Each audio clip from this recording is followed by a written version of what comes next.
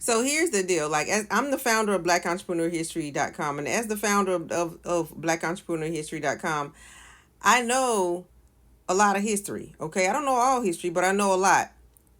And this transactional thing that the African Union is trying to do has been done before to Black America. Okay, but it was way back in the 1800s, and I'm going to read you about some. It was way back in the 1800s, but it was with the Central American states.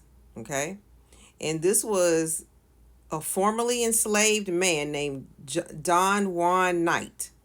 Okay, and they named him, or they would call him, I should say, the financial ruler of the Central American states, because of the dope. Look, they had to actually borrow money from this one man just to stay afloat. Okay, so this is not the first time Black America has been tapped. So Black America needs to know that they have to get something in return. So I'm gonna read you his story. Now he was he was an formerly enslaved mahogany and gold mine owning millionaire. Okay, now watch this.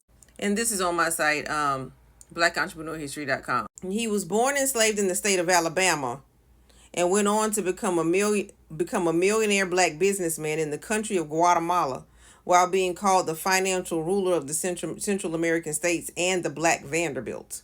Now I'm going to skip a lot of stuff and I'm going to tell you what he did.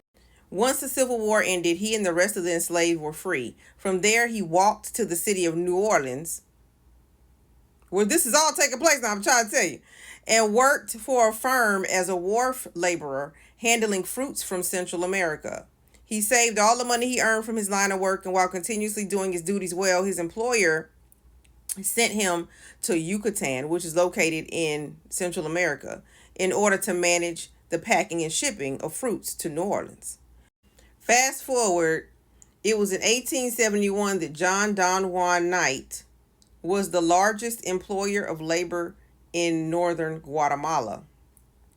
This, not only that, okay, but because of his race, he knew how to treat the natives. That's a bonus, okay?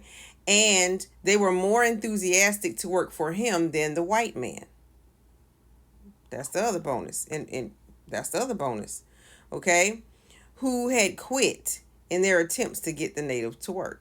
So John Don Juan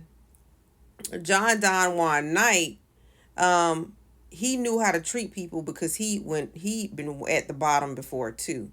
And this is similar to Black Americans. When Black Americans get in power, we tend to want to help the helpless. Okay? So that's a bonus we bring to the table because we know what it's like. You see what I'm saying?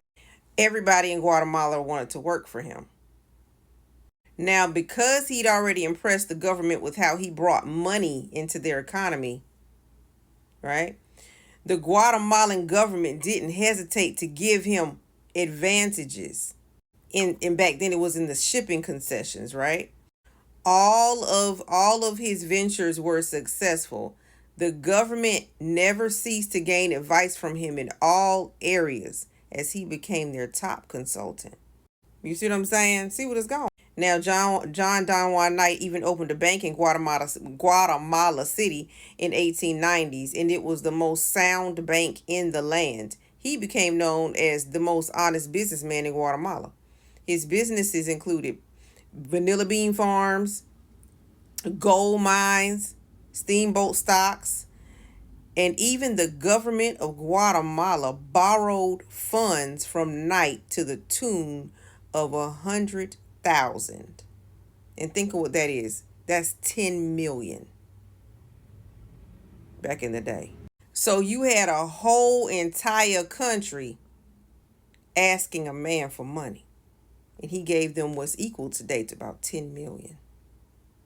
And he was, they had him at the top of the line because not only did he have the money, but he had the skills and he had the knowledge. So we can't just, as Black Americans, we can't just sit there and just throw money out because people ask for it. No, we have to know what we bring to the table, and we have to have expectations on the other end.